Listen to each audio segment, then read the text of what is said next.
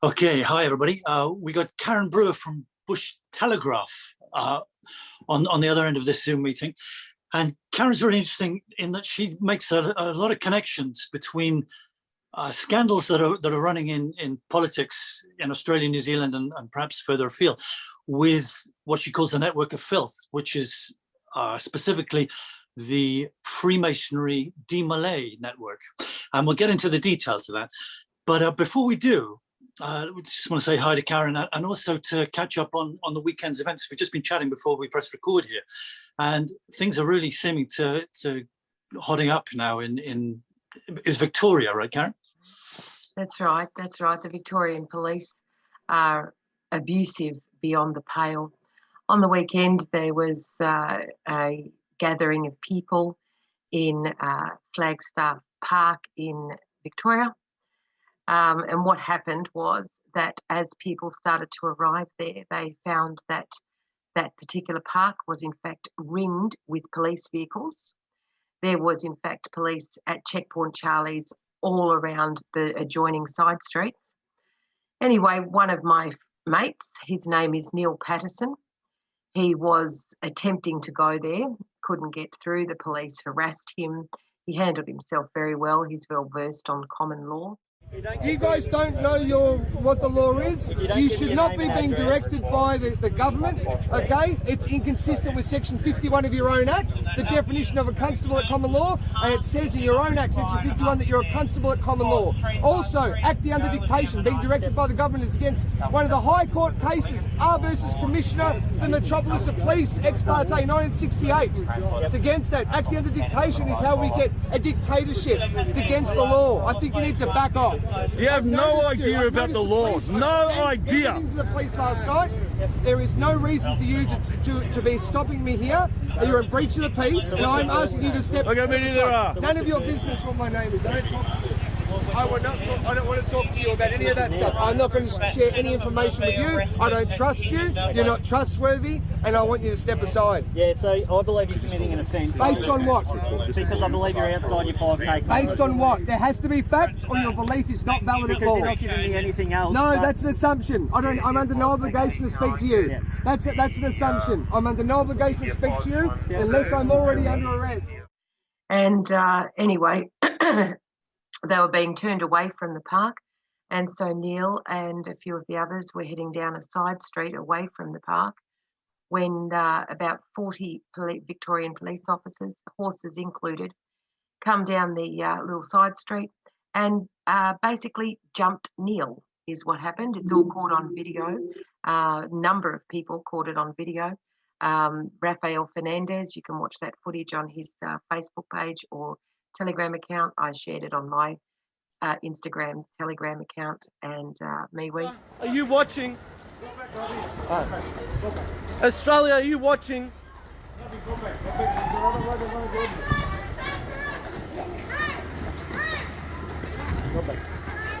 Australia, are you watching this? They got the batons out over peaceful protesters who are leaving home.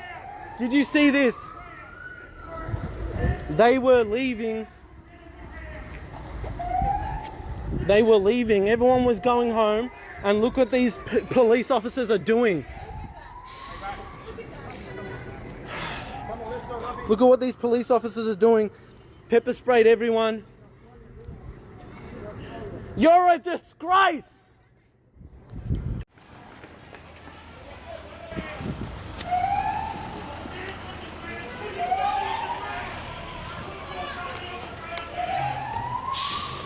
Look at this, communism!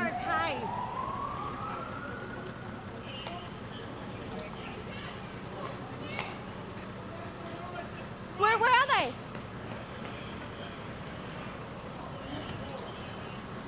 Fucking hell.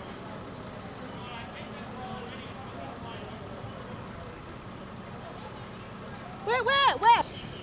Disgrace. And in the process of these police officers jumping on Neil, they dislocated his shoulder. Spent a number of hours in hospital on Saturday night.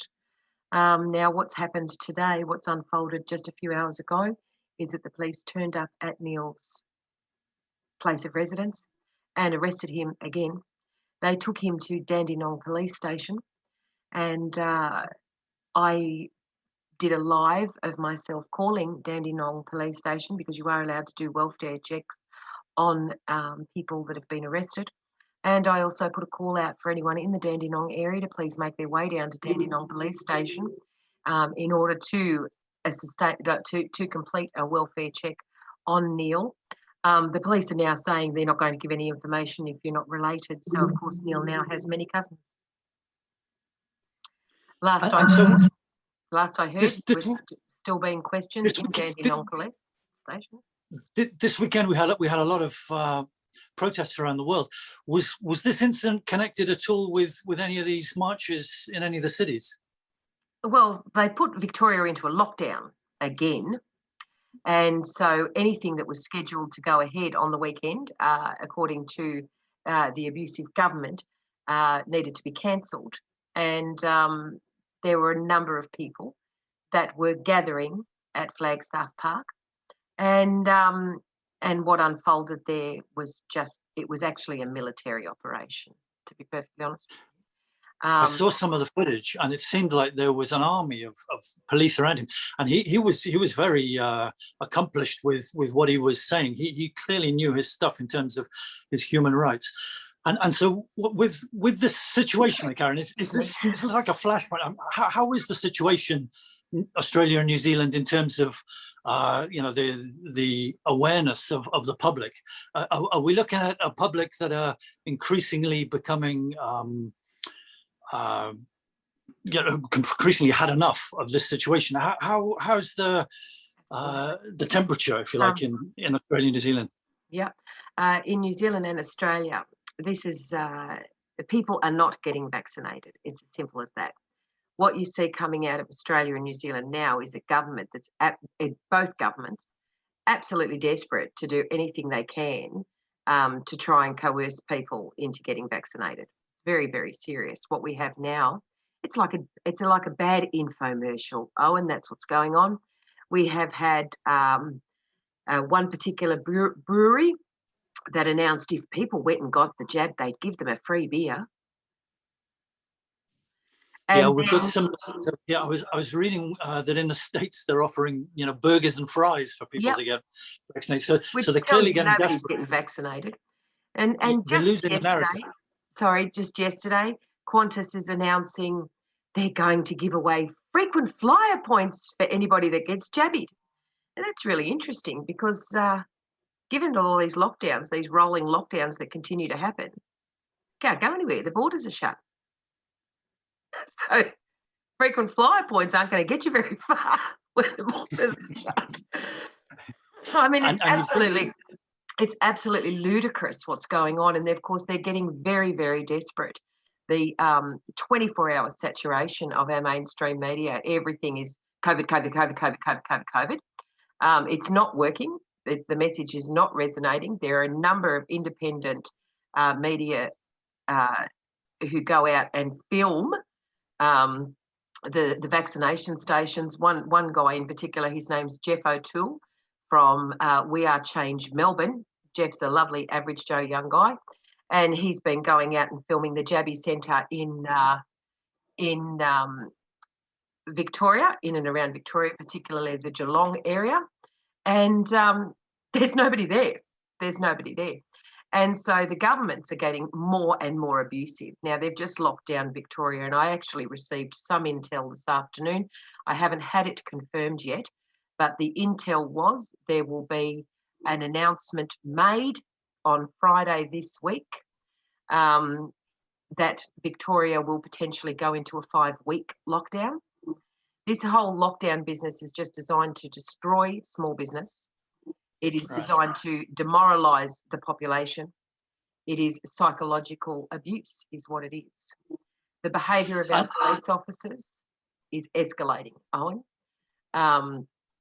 The behaviour of the police officers, particularly in Victoria, is disturbing to say the least. And quite frankly, every New South Welshman and every South Australian, in my opinion, should in fact be marching on the borders now of Victoria in great numbers. But, But it seems that there's this correlation across the world where the military are involving themselves with the police.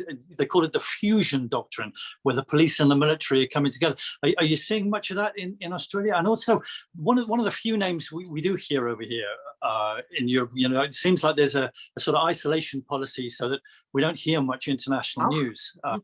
What to make connections with what's going on around the world. But one name is Daniel Andrews of Victoria, right? He's got a bit of notoriety because of his fascistic characteristics, right? And so I'm curious as to how that military policing is being instilled Australia, New Zealand, and whether or not Daniel Andrews is still around. Is he still at post?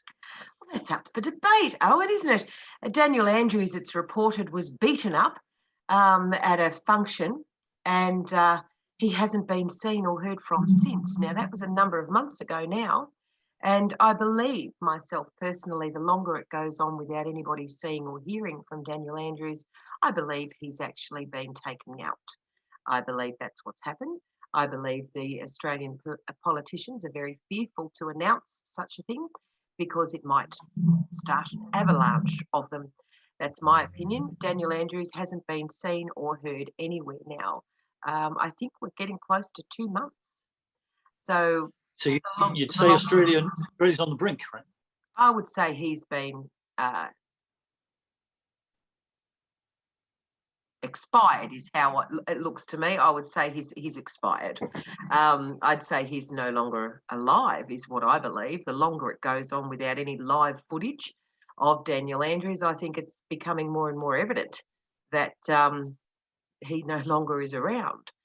Of course, the Australian government continue to ramp up their abuses, both federally and state, in relation to the military operations. Now, I know that in New Zealand, they trained at least 11,000 military personnel to do injections.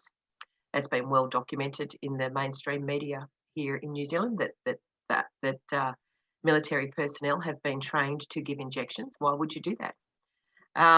Unless they plan to do some sort of mass culling. And in Australia, it is the same thing, as I have been told.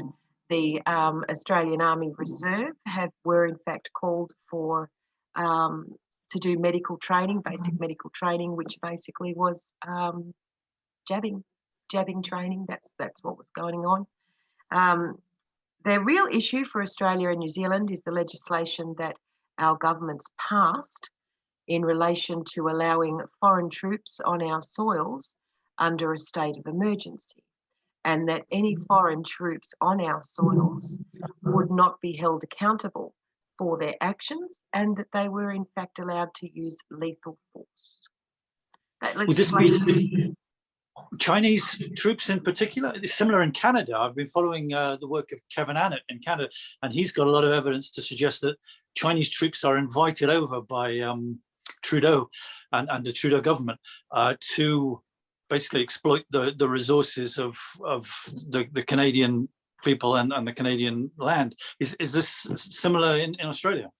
Well, firstly, what people need to know about China, the CCP, is it is actually Freemason controlled. The Freemasons moved into China in 1949. There were in fact 5 families sort of appointed of being in charge, if you like, of the Freemason takeover of China under General MacArthur after the war.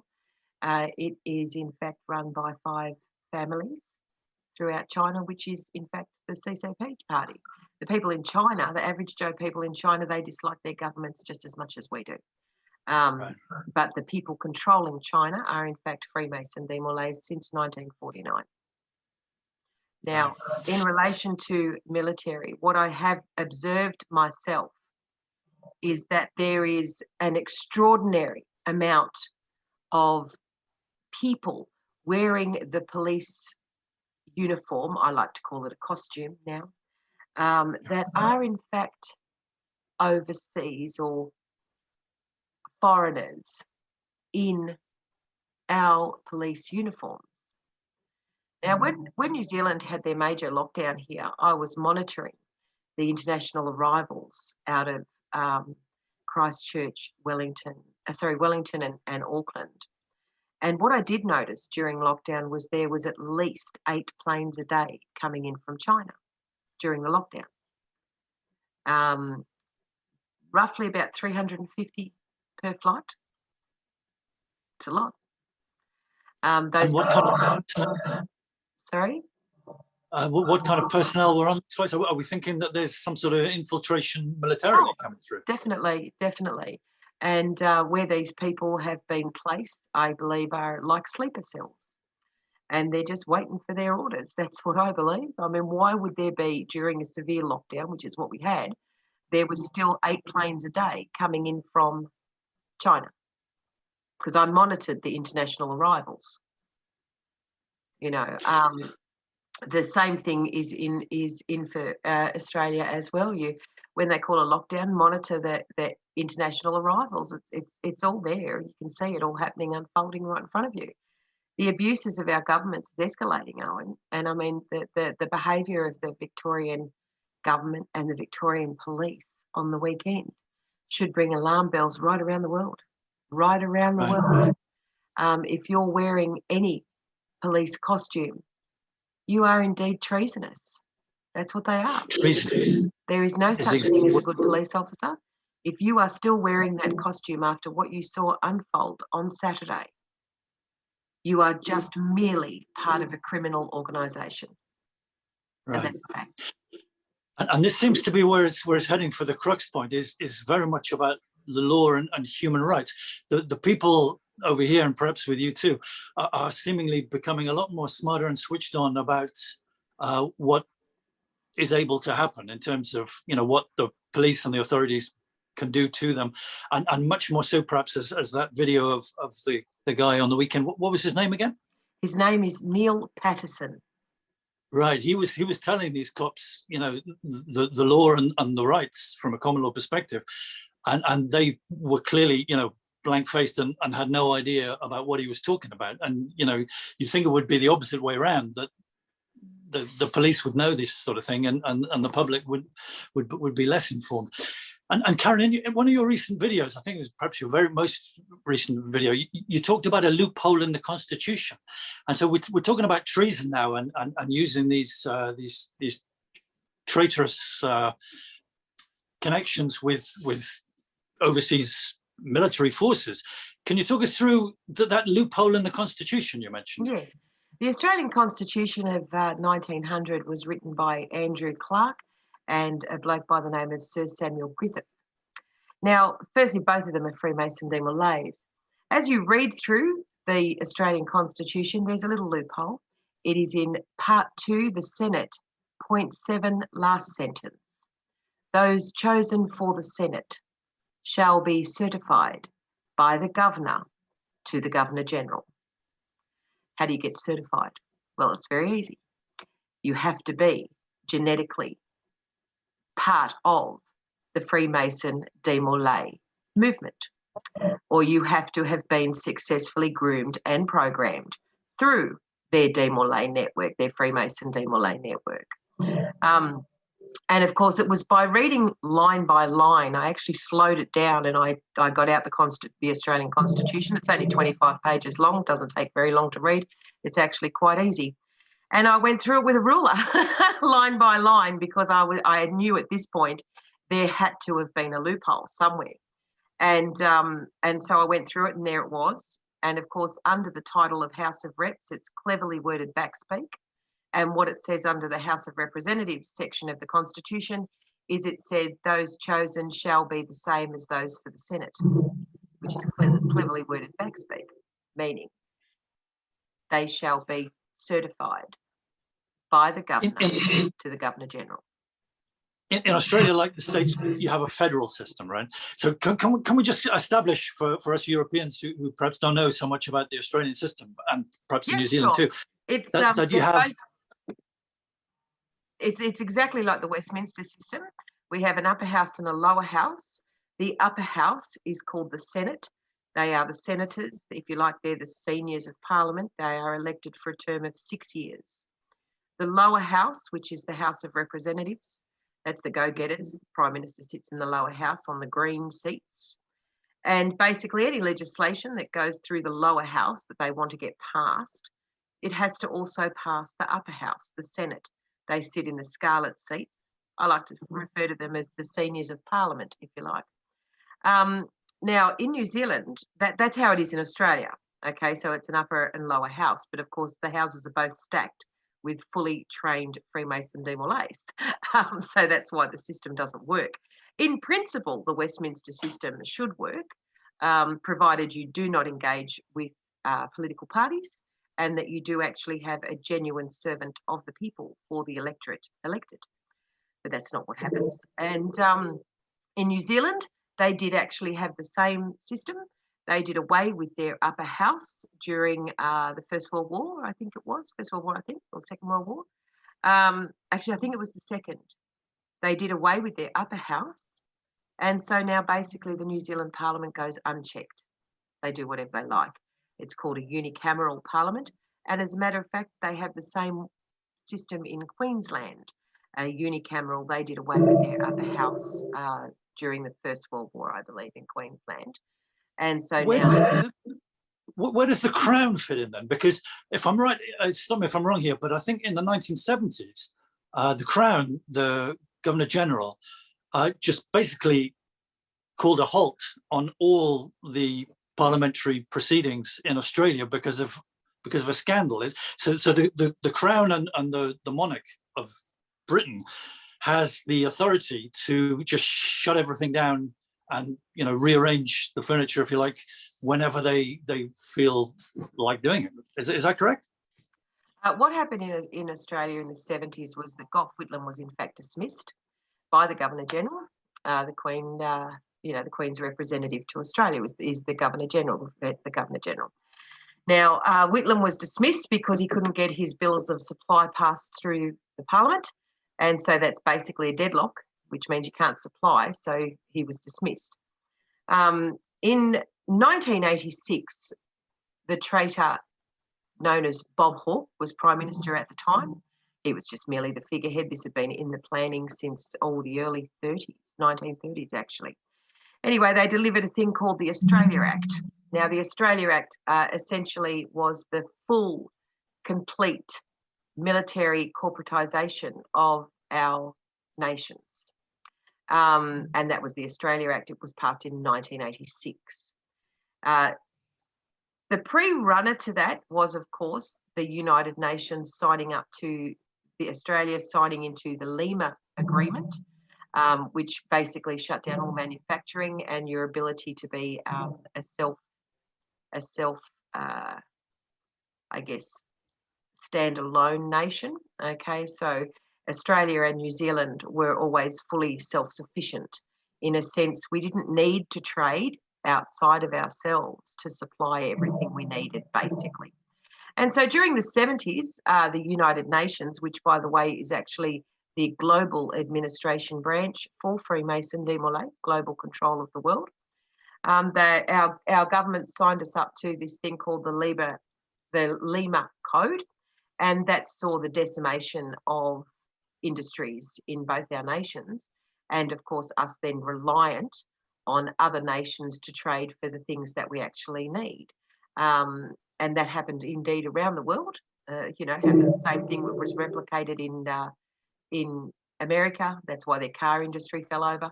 It's all designed to strip the common wealth of the people. That's what it's designed for. The Queen, of course. Globalization, right? Absolutely. Global control is what it is. Global control. The Freemasons actually want control of the entire earth. What they also want is the complete eradication of mankind. Okay, they only want their genetics remaining here. That's what they want. That's what I believe COVID testing is about. It's about working out who's genetically connected to their network of filth, and based on the return of your COVID test will dictate what sort of vaccination you get. Jacinda Ardern. You hear the phrase transhumanist agenda, right? Absolutely, absolutely. That is their agenda. Freemason Demolays are very sick, perverted people. We'll just look at a couple of things, Owen. that our grandparents used to say, or our great-grandparents, before people were literate, they used to often use sayings to communicate with. And of course, we all know the saying, beware of those with a checkered past, which indicates that they are sexually perverted. And it also is a double warning because it refers to the floor of a Freemason lodge. Right. So it's about sexual perversion and that they come from the Mason movement. Beware of those with a checkered past. And they are very sick people. Here in Australia, there was a judge during Senator Heffernan's speech. He does quote this particular judge, Gary Nielsen, a New South Wales judge who still sits on the bench in New South Wales, who was hearing a case against a man who was found guilty of raping siblings. Judge Gary Nielsen said from the bench to the court that he thought the law was out of date, that sex for siblings should now be legal, and it should not be illegal for men to have sex with children.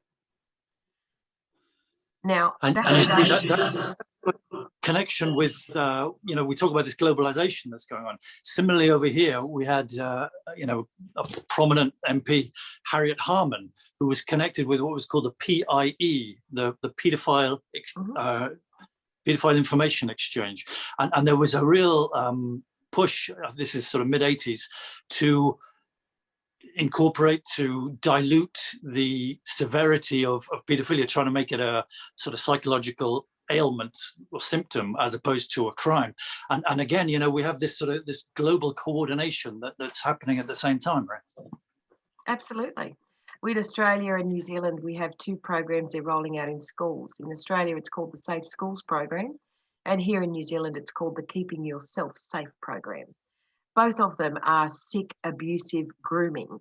They talk about things that you should not be talking about with a prepubescent child.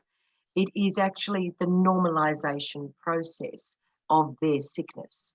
In Australia, we've had a number of attempts to lower the age of consent brought up by the politicians. Same things happened in New Zealand. Of course, the outrage continues with the people, so they have to back off it for a while, But that is their agenda. They are very, very sick people. Now, in the UK, you also have Sir Heath, the Prime Minister, Edward Heath, isn't it? Edward Heath, yeah. Yeah, Edward Heath. He's well known to have been a pedophile that was well protected by the police in the UK, as well as the other members of Parliament. You know about that. You know already about Jimmy Savile. You know about Rolf Harris. You have testimonies after testimonies from survivors of this abuse network. And of course, what's the common denominator? They're all Freemasons and Demolay connected, all of them. You don't actually... As you said in a recent video, it's these aren't coincidences. This is the network, right? And we got to Hawke then in the 80s, which is perhaps, is working through this timeline. We get to the 90s then in Australia, and you've got this royal commission by a guy called Wood, James Roland Wood, who's looking at police corruption, and this is connected with the 28 names, prominent names, again, that word prominent kicks up, with Bill Heffernan's speech in 2015. So we've got this sort of ongoing scandal of over 20 years. Can you talk us through the Wood Commission, Franca Arena, and these 28 names, right? It's actually a whole lot more than the 28. Franca Arena was a Labor politician in New South Wales when the Woods Royal Commission was on.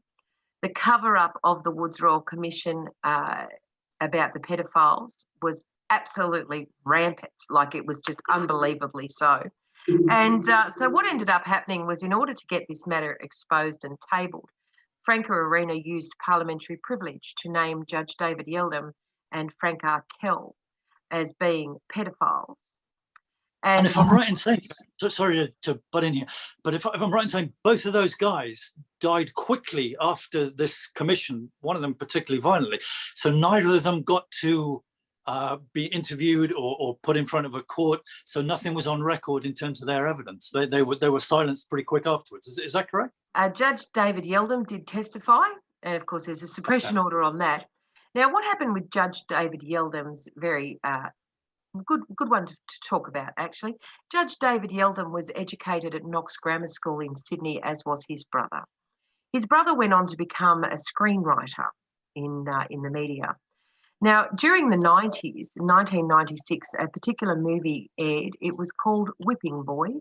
It starred Sigrid Thornton as a public prosecutor in New South Wales who was investigating judicial pedophilia. This was the movie, and it was written by Peter Yeldon, brother of Judge David Yeldon. This was the last-ditch effort to expose what his brother was, and that movie does in fact portray snuff movies of children being abused to death, literally. Anyway, I remember very, very clearly the night that movie aired was the night that Judge David Yeldon killed himself. It is a coincidence that was a couple of days after he'd given his testimony to the Woods Royal Commission, which of course was suppressed. But he did in fact kill himself the night that movie aired. Now, as for Frank Arkell, he was the mayor of Wollongong. And right now, there is a young man sitting in jail who's been there for years, who indeed did a community service and dealt to Frank Arkell, in my opinion, it was a community service. He was, as I understand it, also abused by the mayor of Wollongong, Frank Arkell. And when that young man grew up, he dealt to it. Now, with regards to Judge David Yeldon, he was also the national president and chair of the Disability Children of Australia. It was an organisation, Disability and something or other it was called, national chair of that organisation, which of course gave him access right across the country to any disabled children at risk. Now, during that time, especially in Australia during the 1940s, 50s and 60s, was when the judiciary ramped up creating institutions like Darrick Boys Home, Parramatta Girls Home, all sorts of charities and religions ran these homes, and of course that has all been well documented for their abuse in the recent Royal Commission held in Australia called the Sexual Abuse Royal Commission. 42,041 fellow Australians contacted that Royal Commission. There are 3,952 published testimonies, although heavily censored. They are there to read, and I've read every one of them. In relation to the Woods Royal Commission and the speech of Senator Heffernan, it's very important that when people watch that speech, that they listen for all the subtleties inside Bill Heffernan's speech. He opens with, "I have produced a set of documents to the Royal Commission under an order to produce. They are police documents and they are very disturbing."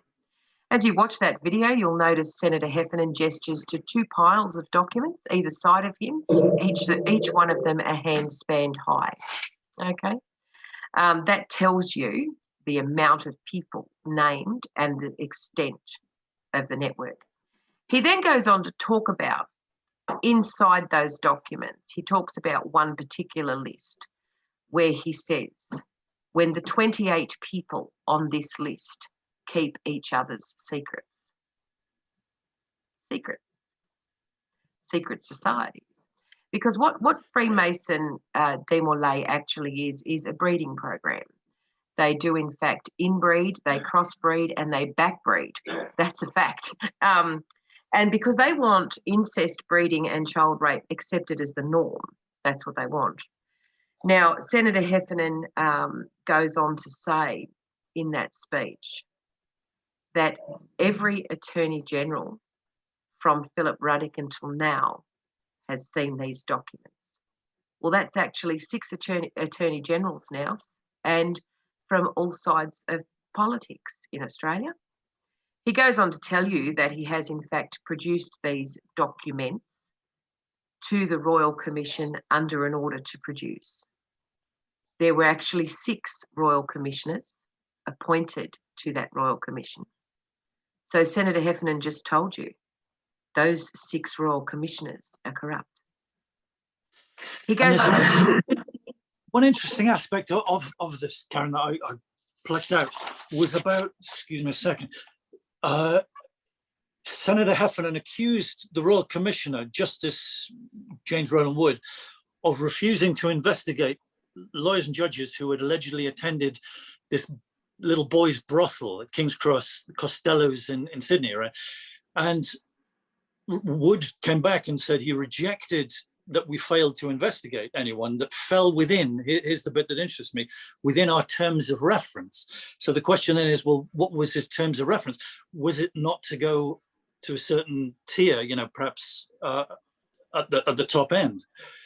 And so Heffernan perhaps replies, correct me if I'm wrong, called for the Commission's terms of reference to be changed, therefore, to include the institutions of the law. So basically, we got the foxes running the hen house. And yeah, that was actually the terms of reference that Bill was asking to be changed was the recent Royal Commission that we had into sexual abuse inside institutions. He was calling for that Royal Commission, the one that was just completed, to include in the terms of reference the institutions of the law. And then he goes on to say, I have documents here which the Royal Commission has seen to justify that case. And in fact, every Attorney General from Philip Ruddock until now has seen these documents. They are police documents and they are very disturbing. And that's 2003 all the way through to now. And there's been a complete, you know, the network, the Freemasonry and perhaps other occult networks covering up, you know, from all areas. This is a huge cover-up job going on, right? And another interesting area that I wanted to ask you about was this cooperation that Bill Heffernan highlights, or lack of cooperation, between the Australian Federal Police, which I guess is like the feds in the States. You've got the feds at the top overseeing every state in Australia and territory, and with the more local New South Wales cops. So who, if we dig into that a little bit, who's not cooperating or are neither cooperating? Oh, they're all covering it up. That's they work as a collective. They work as a collective to cover it up. How it actually worked out there was Senator Heffernan was referring to a particular judge. Now, what that was that the New South Wales Police were investigating a particular judge. And what unfolded was this. When the New South Wales Police find it necessary to put a judge under surveillance, and that surveillance is dropped because of a lack of cooperation between the New South Wales Police and the AFP, we have a problem. Now, what Senator Heffernan was actually telling you was that the AFP, the Australian Federal Police, and all the police services around Australia work as a collective to cover it up. That's what he was telling you. Okay, he's not saying this one versus that one. No, he's telling you the police service or the police force work as a collective to cover it up. Now, just on that, Owen, it's really important that perhaps the people in UK are aware of this. Up until recently, our Attorney General was Christian Porter, politician out of Hale School, Perth, Freemason Demolay School, generational politician. His grandfather was a Queensland politician and his father was in fact the federal president of the Liberal Party in Western Australia. Christian Porter himself from Hale School, Perth, was the Attorney General up until just a matter of weeks ago when it was announced, he announced it himself, that he was the minister in cabinet who was the alleged rapist. There was a woman who came forward to New South Wales Police last year. She was actually a schoolmate of Christian Porter's.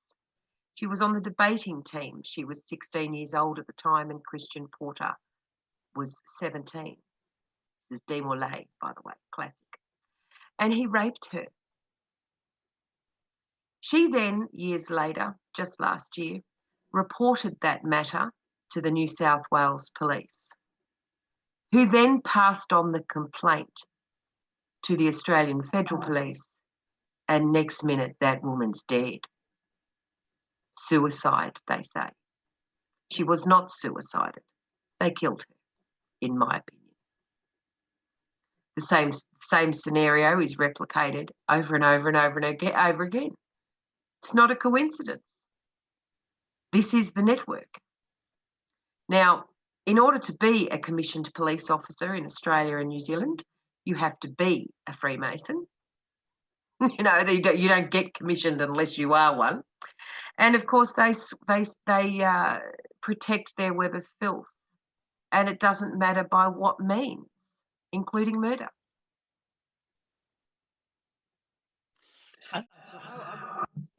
With Bill Heffernan, you know, he's disclosed some major stuff here, even though it isn't, you know, disclosed in terms of the media and the wider public, but it's known now because of Bill Heffernan's disclosure, and a very, you know, in terms of that speech, it was for the public to consume if they so go looking for it.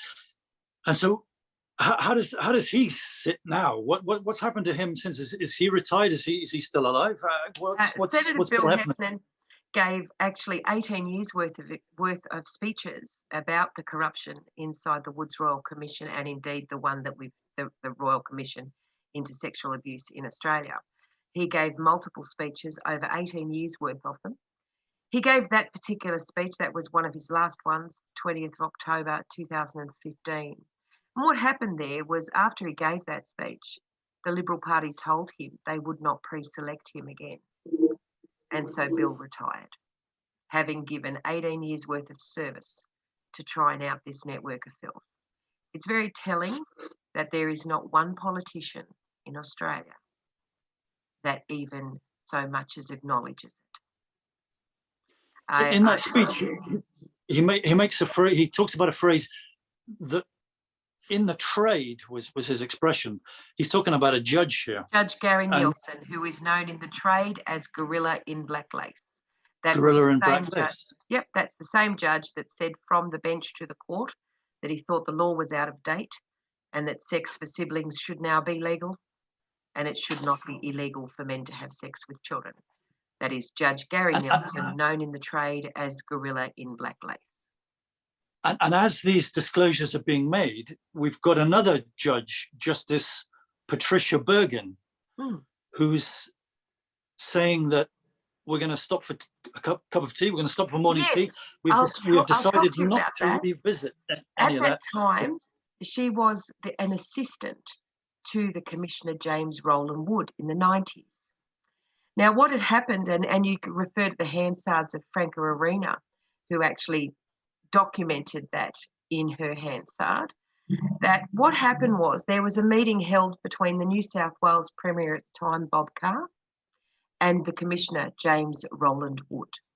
They held that meeting the day before they were to be reviewed, like supposedly delving into the judiciary. At that time, it was decided they just wouldn't investigate it. There was also another judge by the name of Michael Kirby involved in that as well, and another judge whose name I just can't think of right now. Well-known judge. Anyway, it'll come back to me. And it was decided, well, if we just don't look at it, we don't have to investigate it. So the next day, when that particular portion of the Royal Commission came about, the Assistant Commissioner, Patricia Ann Bergen, played her role. She stood up and said, we will adjourn for morning tea. And they never went back to it. As Senator Heffernan tells you in his speech, he did ask the Commissioner, James Rowland Wood, why. And James Rowland Wood told him, we decided not to revisit that issue because the public would lose confidence in the judiciary.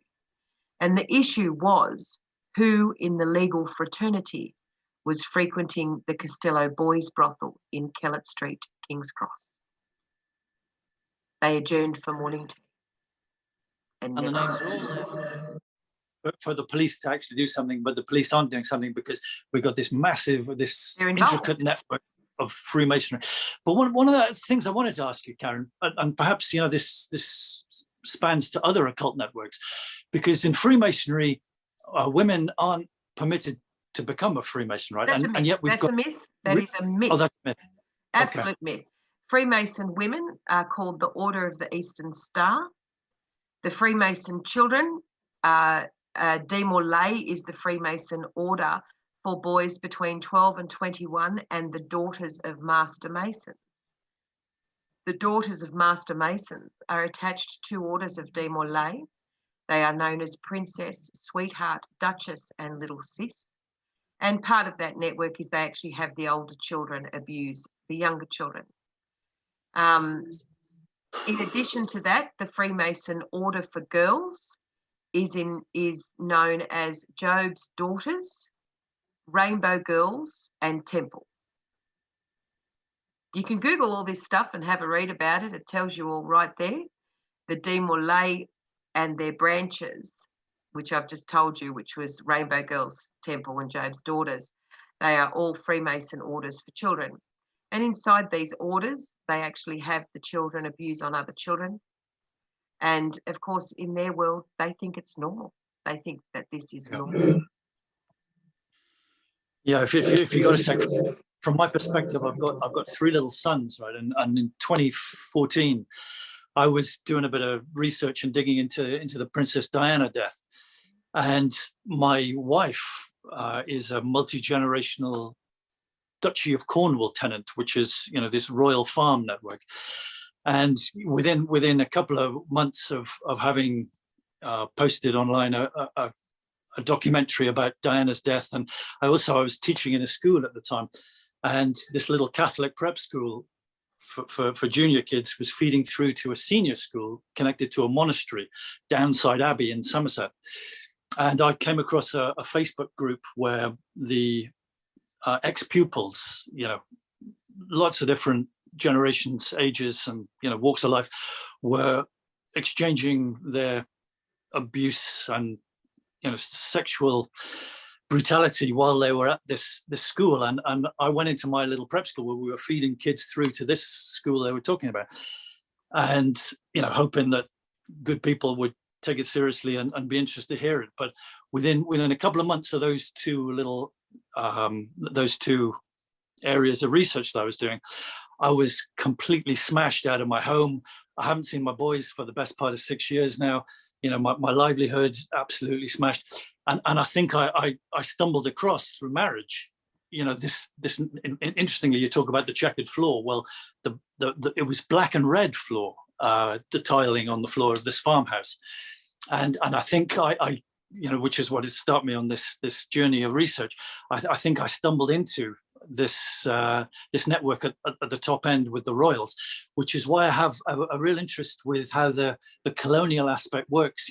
I've done a lot of research with the Canadian system and the genocide of 6,000 tribal kids over there. And similarly, perhaps to close, can you tell us a little bit about the stolen generation? Not many people over here in Europe, I think, have a handle as to what happened to the native people in terms of the network of Filth arriving in Australia, late 1700s, and basically they slaughtered the Aboriginal culture and people.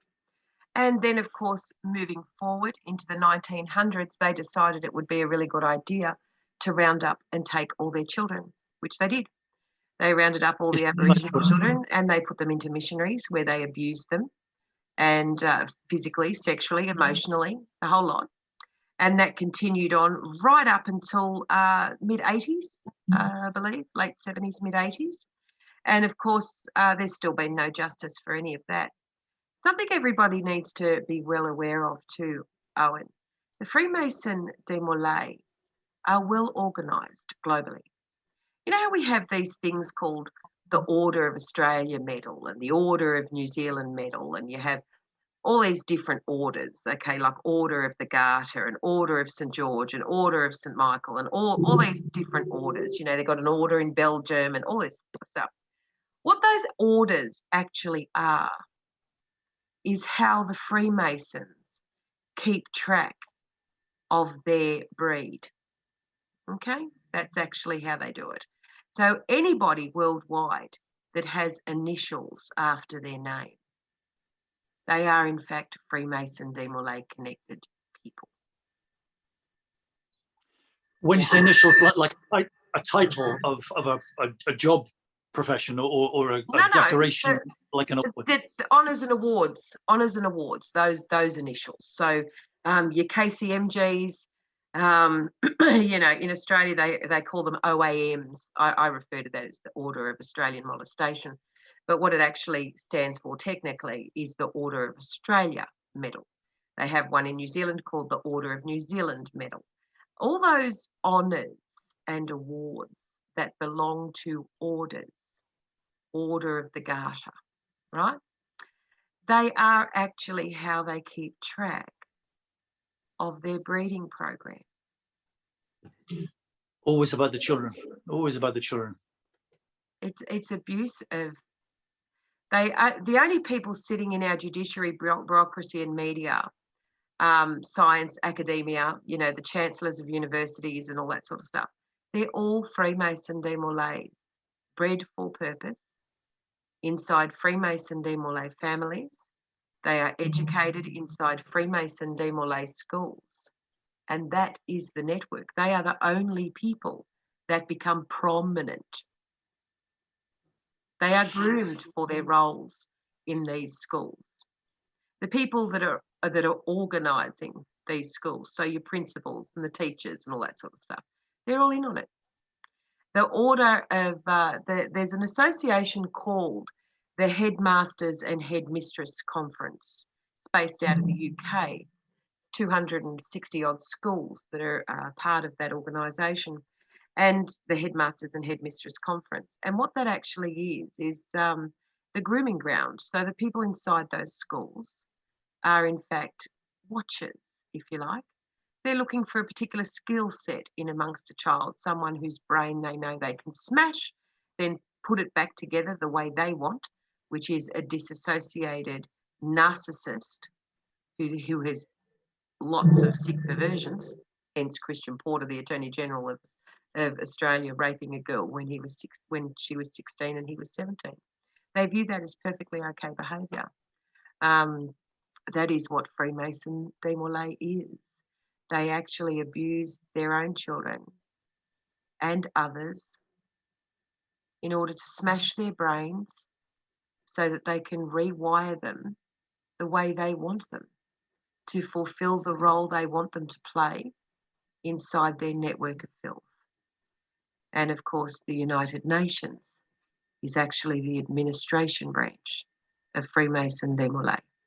The head honcho of all religions, as far as I've researched anyway in Australia, are in fact Freemason Demolay, all religions. And you know that because every religion has been represented in the Royal Commission in Australia. It's not a coincidence. That's the network. Yeah.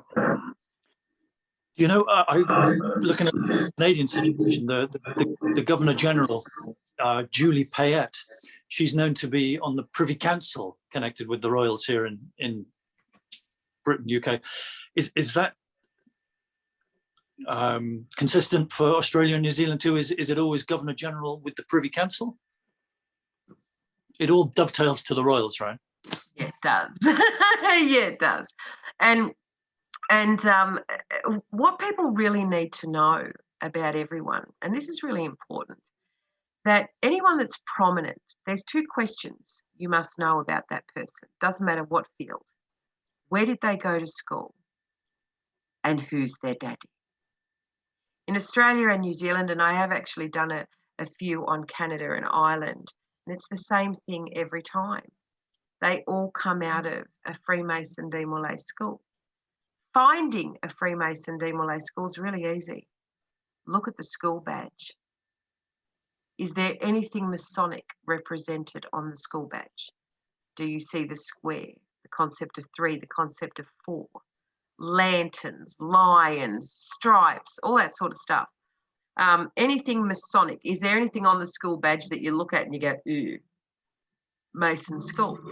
Go and have a look at the notable alumni lists out of those schools, and you'll see academia, science, medicine, media, politics, the judiciary, sports, business.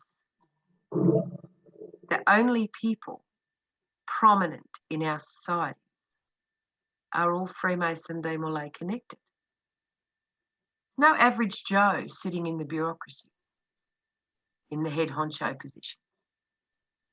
That's a fact. It's an entire closed shop of filth. And they are actually a family cult. You know, it's not a coincidence that Scott Morrison, who is the current Prime Minister of Australia, his father was a police officer during the era of the Woods Royal Commission.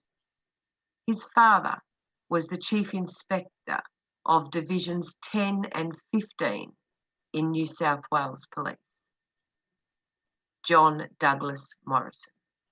He was also the Mayor of Waverley Council. Frank Hewson, who was a pedophile from New Zealand, fresh out of the Salvation Army training school for ministers, you know, comes over to Australia, Sydney, sets up his little Hillsong church in the municipality of Waverley, of which Scott Morrison's father at the time was both Mayor and Chief Inspector. Now, there was many a boy reported being abused by Frank Hewson, the founder of Hillsong Church. Those complaints went nowhere. Handy for John Morrison, wasn't it? You know, he was in the key pole position. It's not a coincidence that Scott Morrison's now sitting as our Prime Minister. That's the network. You cover up for the shield and protect it, and you'll go places, kid. It's as simple as that. Now, in addition to that, there was in fact testimony from people that testified at having been abused by Scott Morrison. His name is Adrian Wells in Australia.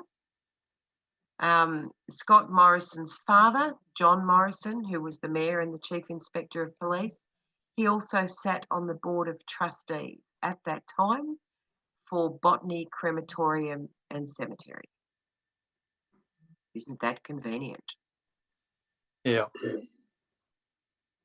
And it's the loyalty of these networks and cults and the secrecy is maintained because of the severity of the crimes. So these kids are brought up through their formative years into this hideous swamp of sexual incrimination.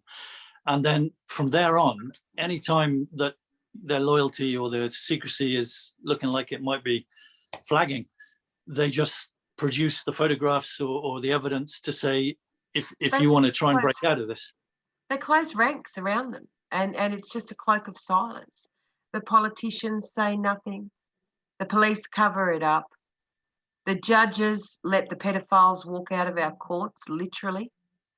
I'll give you an example of that, Owen. Here in Northland, New Zealand last year, there was a 15-year-old girl who was drugged by 5 prominent members of Northland. There were 2 businessmen, 1 minister of a church and 2 other guys.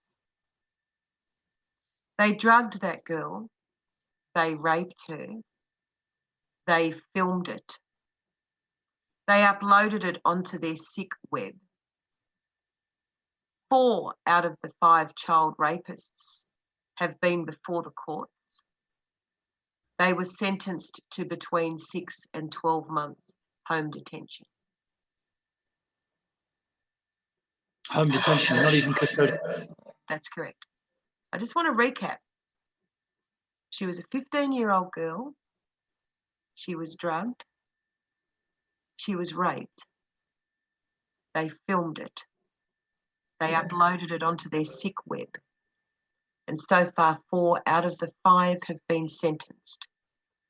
between 6 and 12 months home detention.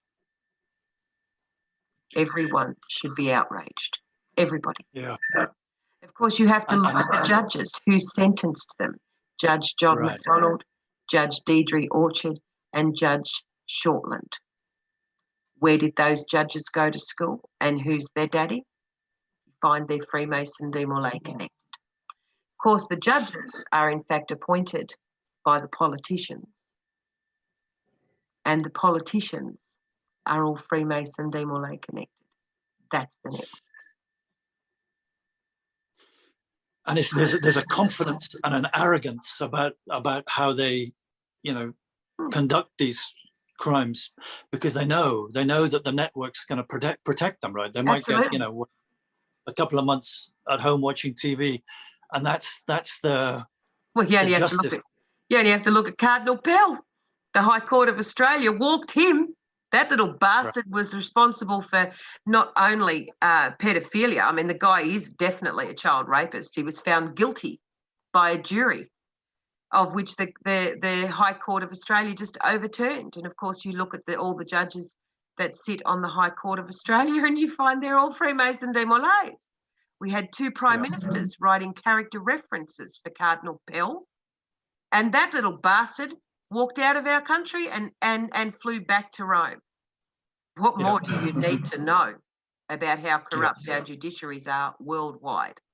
Now, I'll tell you something else, Owen. The 5th child rapist in that Northland case, he goes before the court in 2 weeks' time, Tuesday, the 15th of June, at Whangarei High Court in Northland, New Zealand. And I intend to have that courtroom filled with people. Because when that judge comes out of his little chamber at the back of the courtroom, he needs to know we're watching him. The solution to me seems like awareness, right? It's all about awareness, which is why the media has gone such a shutdown. Is because the more people that appreciate the horrors that are going on, and the more awareness that grows amongst the regular people, the normal people, then the more pressure gets on these systems and networks that they can't continue, these centuries, if not millennia of crime networks. A little bit like my mate Nick Patterson, who's sitting there tonight in Dandenong Police Station, being harassed by the police. The trouble is, it's not happening in the shadows anymore. Right. Dandenong Police Station, as we speak, is being inundated with phone calls and people rocking up, walking in. I'm here to do a welfare check on my cousin, Neil Patterson. And the police are getting quite frazzled down there in Dandenong. You might want to give Constable Bronson or Constable Hancock a call. You'll hear it for yourself. They're quite frazzled now on the phone. They're not hiding anymore. They don't get the chance to hide no more, Owen. Tables are turning. Yeah, we out them, we name them, we shame them. And here in Australia and New Zealand, Owen, on Tuesday, the 31st of August, both sides of the ditch, we the people will stand outside our parliaments because they're actually sitting that day. And we're going to stand there in silence as we do on an Anzac Day dawn service. We will be gathering beginning at 9 a.m. when our parliamentarians are actually sitting. We will gather at we have 3 tiers of government. We have local councils, state government, and a federal government. We will be gathering at our local council chambers. We will be gathering at the state parliaments. We will be gathering at the homes of the state governors, and indeed our federal parliaments and the homes of the Governor General. Just as we would on an Anzac Day dawn service, we're going to gather from 9 a.m. There will be no signs and there will be no speeches. There will be no noise. There will just be people, sovereign people, standing there. And these are the terms. All the documents that Senator Heffernan produced to the Royal Commission under an order to produce. Those documents will be released to the people unredacted by the Governor-General. In addition to that, they hold the reserve powers to dismiss parliaments, and come 12 noon, if our politicians haven't all stood themselves down, the Governor-General and the state governors will have exactly 10 minutes to issue the writs for a fresh election across all levels of government. Because at 12:10, if they haven't issued those writs and released those documents, we, the people, will walk into our parliament houses and we will fill them with people. There'll be no noise and there'll be no speeches. But we will stand there until those writs have been issued. Australia and New Zealand are the two most isolated nations on earth. When our governments get abusive, Owen, there is no border for us to run to for safety. We are miles, literally thousands, tens of thousands of miles from anyone. So when our governments in Australia and New Zealand are abusive, we have to stand shoulder to shoulder with our countrymen. 92 days from now, I believe Australia and New Zealand will in fact show the world how you take back your parliaments peacefully.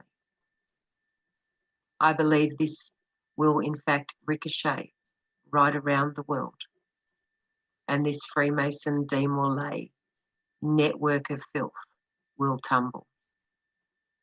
We outnumber them. Silence, when used correctly, is frightening.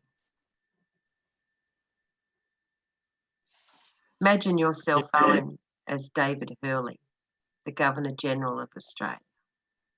And you look out your driveway on Tuesday, the 31st of August, and all of a sudden, it's 25,000 Australians standing at the end of your driveway. And they're not making a sound, but they're there. You've now taken phone calls from every state across Australia, and you've taken phone calls from New Zealand. You've taken phone calls from state parliaments, local councils, and indeed the central governments, federal parliaments. If you're David Hurley, Owen, and you look out at the end of your driveway after taking all those phone calls, and you realise there's 31.5 million people mobilised now. Time's up. If you were David Hurley, Owen, what would you do? Hide, probably. Step down for certain. And the exciting thing for me is the awareness. The people, we've been educated throughout our schools to bow to these authority figures. But now the people across the world, it seems very evident, are becoming much more aware of the power of their sovereign and autonomous rights as common law citizens. And this is really creating a confidence and a self-belief that's swelling. And I know that the networks, they can feel this themselves. And they're getting scared. They're getting scared. I think maybe that's a good place to close, Karen. Thanks heaps for your time. It's been great. No worries, Owen. It was lovely to talk to you, and thanks for having me. All the best. If I can get there in 92 days time, I'm coming over.